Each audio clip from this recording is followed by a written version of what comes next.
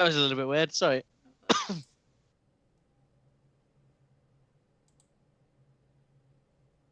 So are we back? We're back. Are we?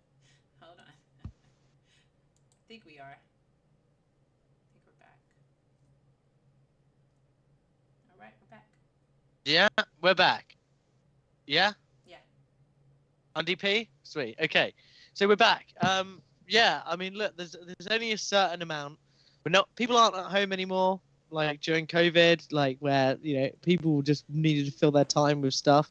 So they were playing anything. I just think, people have got, people have got sickness of these games. It's like, what would you call it? Live service sickness. Yeah, they want more God of War. They want less this stuff where I've got to pay $13 to get a helmetless Thor or something like that. I don't know. Transactions for sure, but I mean, I don't.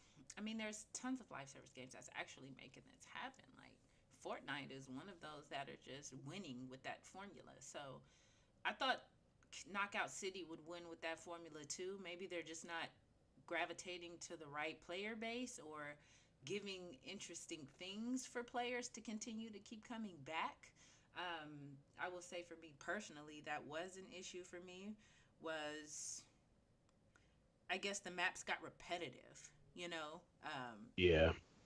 Maps or the same maps that they had just got repetitive, and I think that if they were to keep changing things, adding new, I would say, obstacles in it that can throw you off your game while playing against someone would be cool. Just different ideas to keep it going. But if they're gonna scrap it, what's the use of mentioning it? But hey, I'm sad to see it go. Yeah. It just goes to show that, like, there's not really too much. I mean, there's still a future with certain multiplayer games if you know how to build the content. Like Fortnite's still succeeding because of all these crossover things, right? Right. They got Dragon Ball Z, they got Marvel, they got Star Wars, they got all this. They know how to handle that. And Rocket League kind of does that too. But like some of these games, it's a little tougher to build upon without like the star power. I mean, even Smite's doing well, because they have the Ninja Turtles. And there just needs to be that next game that innovates. Smite. I prefer League. I just be honest. Mm-hmm. So, right. But it's still a great game though, and it's working. Like it's working. But yeah, I mean, it's just kind of sad that some of these games aren't picking up like others had. It's just, I don't know. Yeah, and especially Crossfire. I didn't get to play it, but I will say that I didn't really get to see the hype behind it. I remember it was announced and it looked good, and then that was it. And then I just saw it on It launched Xbox. as a mess. Yeah, the launch was a mess, and I was just like, "Oh, it's here. Oh, okay." It was broken. It was terrible. Yeah. And that is on the dev and the what's going on. You don't and the publisher. You just don't release a game like that. The writing on the wall for Crossfire X because Microsoft went quiet about it. So yeah, I mean, look, the thing is that what it's going to take, these games, their service games are dead because are dying, or the ones that are the weaker ones are dying because there's the market's saturated with them. There's only a certain amount of. Next thing, they will be either a like good enough gameplay and or innovation in the area to think about the most recent one that's big is the Battle Royale. The Fortnite. It was like okay, PUBG was the first, and PUBG's still going enough, but it uses bots and AI now because Fortnite and Warzone are just from the strength of IP and the issues with scaling that Bluehole had or whoever the developer is of PUBG. But yeah, I mean, look. I think we've all said it. This isn't the end of these games. It was always going to happen, and we'll have Sony are working on some, and they've got Bungie working on live service games. I'm sure they will be back. You've got Elder Scrolls from what are they called, ZeniMax Online. And they're working. That update looks sick, and they're apparently working on a new IP as well. So it's been said. So yeah, we'll have other good service games. It's just we can't just gonna fail like other games. To be honest with you, that when something gets too saturated.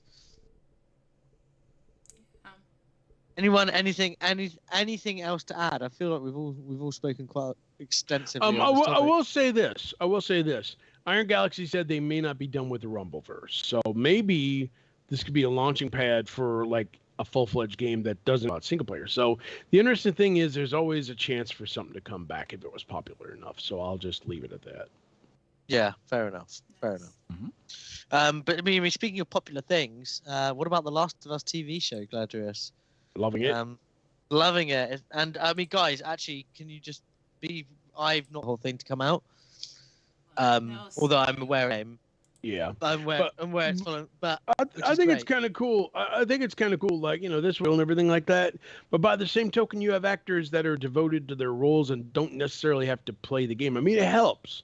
It does. Henry Cavill's a big Space Marine fan. That'll help that series and everything. But, I mean, like, you have Nick Offerman, who is this actor who was in Parks and Recreation, good old Ron Swanson. He played a character in this week's show. I won't get it too much into him, but he basically said he didn't play the game because he only played one game in his life, and it was Banjo-Kazooie, and it was so good he didn't really feel like playing anything else. Like, imagine if he had played Mario 64. But yeah, whatever. I just think it's kind of cool. It's like some people aren't born gamers, but they still bring their all to their role. Because he was amazing in last week's episode or this week's episode. That being said, Gladius, and it's on this article goes on to say, well, it kind of insinuates that the actors don't have to have seen the source material, and I agree with that.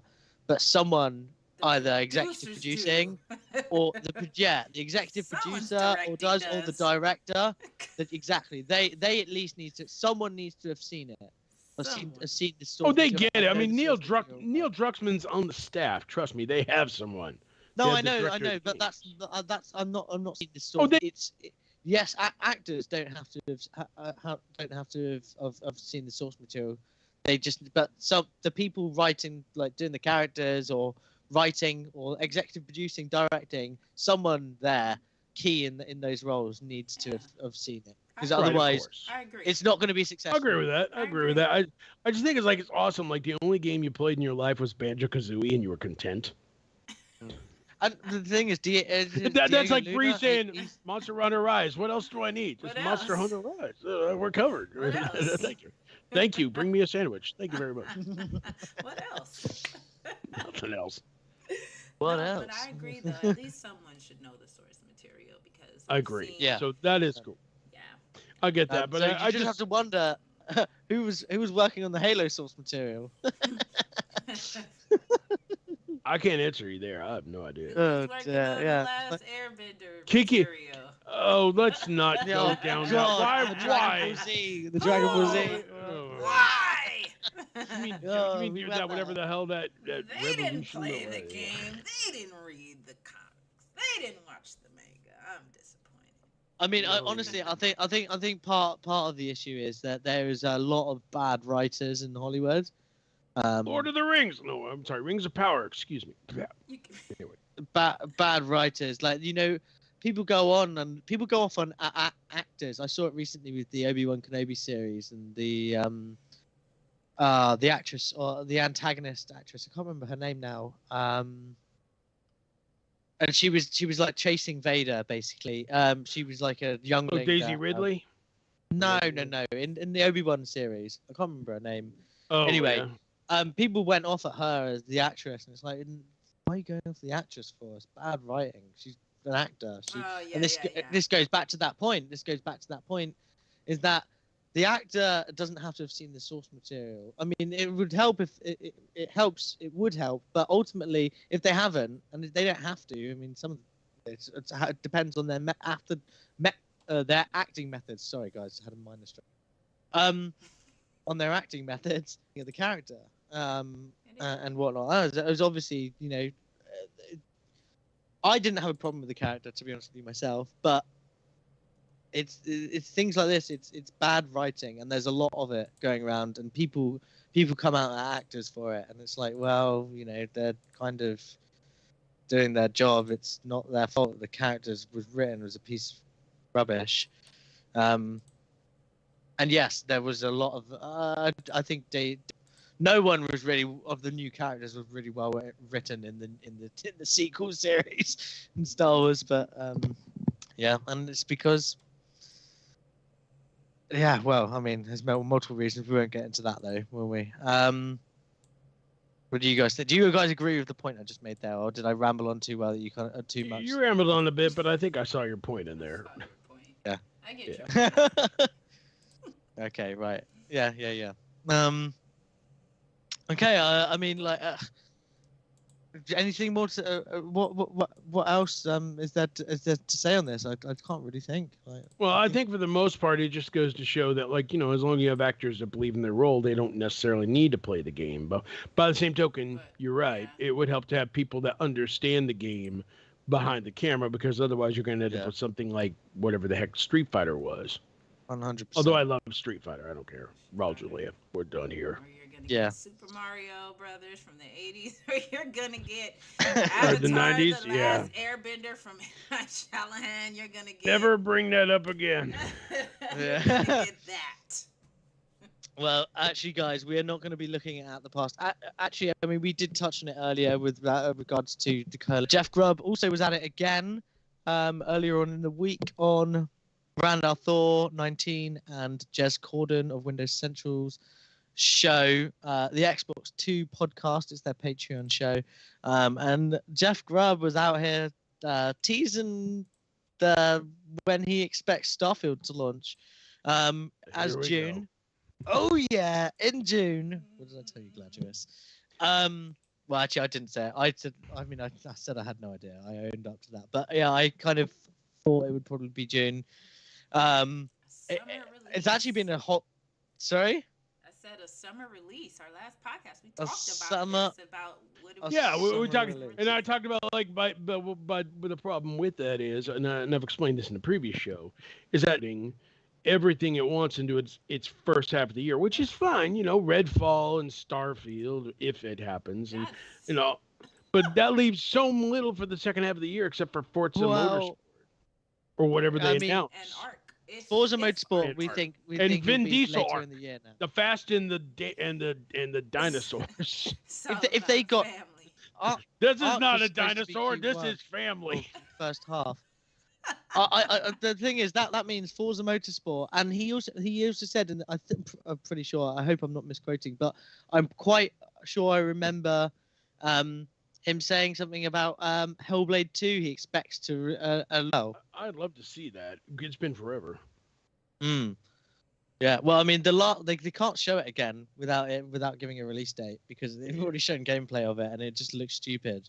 Once you've shown gameplay, the next thing has to be a release date. That's just, if you're not doing that, then it shows people, it gives people the idea that the game's having trouble. See, that's the thing. They could show gameplay. I mean, because they showed ago.